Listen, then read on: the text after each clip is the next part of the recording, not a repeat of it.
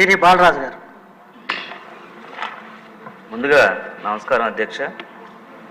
నన్ను ఈరోజు ఈ సభకు రావడానికి అవకాశం ఇచ్చినటువంటి ఉప ముఖ్యమంత్రి పవన్ కళ్యాణ్ గారికి, అలాగే ముఖ్యమంత్రి చంద్రబాబు నాయుడు గారికి, మనోహర్ గారికి, అలాగే పోలవరం నియోజకవర్గ ప్రజలకు హృదయపూర్వక కృతజ్ఞత తెలియజేస్తున్నాను అధ్యక్ష. అలాగే గత వారం రోజుల ముందు వచ్చినటువంటి తుఫాన్ వల్ల ముఖ్యంగా పోలవరం నియోజకవర్గంలో కుకునూరు, వేలేరుపాడు, అలాగే పోలవరం మండలాల్లో పూర్తిగా నష్టం జరిగింది అధ్యక్ష. అలాగే తెలంగాణ, ఆంధ్రాకు సంబంధించి పెదవాగు ప్రాజెక్టు ఇది 2 రాష్ట్రాల మధ్య ఉంది అధ్యక్ష. దీనివల్ల మెయింటెనెన్స్ సరిగ్గా లేక మొన్న వచ్చినటువంటి వరదల వల్ల అక్కడ ఉన్నటువంటి ఏదైతే వేలేరుపాడు మండలాల్లో సుమారు 7 పంచాయతీలు, 12 గ్రామాలు పూర్తిగా ధ్వంసమైనవి అధ్యక్ష. అలాగే సుమారు 3000 కుటుంబాలు ఈరోజు దానివల్ల రోడ్లు, ఇల్లు, అలాగే వ్యవసాయ భూములు కూడా పూర్తిగా ధ్వంసమైనాయి అధ్యక్ష. అలాగే దీనికి మన ప్రభుత్వం నుంచి వెంటనే చర్యలు తీసుకొని వారిని సురక్షిత ప్రాంతాలకు తరలించాం. అలాగే వారికి అదే గ్రామంలో భోజన సదుపాయాలు, మంచినీరు, వైద్య సదుపాయం, అలాగే వారు ఉండటానికి బరకాలు ఇవన్నీ కూడా నివాసితులకి ప్రభుత్వం ద్వారాగా వెంటనే అందించాం అధ్యక్ష.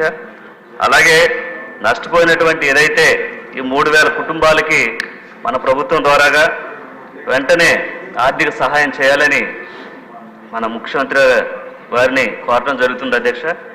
అలాగే పోలవరం ప్రాజెక్టు సంబంధించి నిర్వాసితుల సమస్య అధ్యక్ష.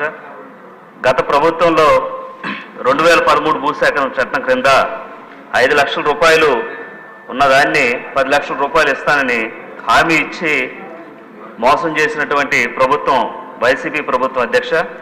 అలాగే ప్రాజెక్ట్ని చూడటానికి కూడా అనుమతులు కూడా ఇవ్వలేనటువంటి పరిస్థితి వైసీపీ ప్రభుత్వం తీసుకొచ్చింది అధ్యక్ష. అలాగే 2014 నుంచి 2019 వరకు మన ప్రభుత్వంలో బస్సులు పెట్టి మరీ పోలవరం ప్రాజెక్ట్ని చూపించే ప్రయత్నం మన ప్రభుత్వం చేసింది అధ్యక్ష. అలాగే నిర్వాసితుల సమస్యలు పోలవరంలో వర్ణనాతీతం అధ్యక్ష. అలాగే వారికి తక్షణమే ఏదైతే మనం ఎన్నికల్లో ఇచ్చినటువంటి హామీలు ఏదైతే ఉన్నాయో వెంటనే నిర్వాసితులకి వెంటనే తప్పకుండా న్యాయం చేయాలని నిర్వాసితులందరూ కూడా భావిస్తున్నారు అధ్యక్ష. మన ప్రభుత్వం ద్వారాగా తప్పకుండా వారికి న్యాయం జరుగుద్దని అనుకుంటున్నారు అధ్యక్ష. అలాగే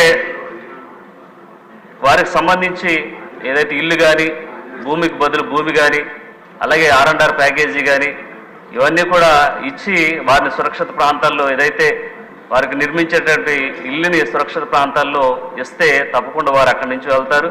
ఏదైతే వరదలు వచ్చిన టైంలో తప్పకుండా వారు సురక్షిత ప్రాంతాలు ఉండే విధంగా మన ప్రభుత్వం తప్పకుండా చర్యలు తీసుకోవాలని మనస్ఫూర్తిగా కోరుకుంటూ ఈరోజు ఏదైతే వారికి నష్టపరిహారం ఇచ్చి మన ప్రభుత్వం ద్వారా ఆదుకోవాలని తప్పకుండా అదే క్రమంలో పోలవరం నియోజకవర్గంలో ఉన్నటువంటి గిరిజన ఏదైతే నిర్వాసితులు ఉన్నారో వారందరినీ కూడా మన ప్రభుత్వం ద్వారాగా తప్పకుండా ఆదుకోవాలని ఈరోజు ప్రభుత్వాన్ని పోలవరం నిర్వాసితుల తరఫున నేను వేడుకుంటూ ఈరోజు ఈ అవకాశం ఇచ్చినటువంటి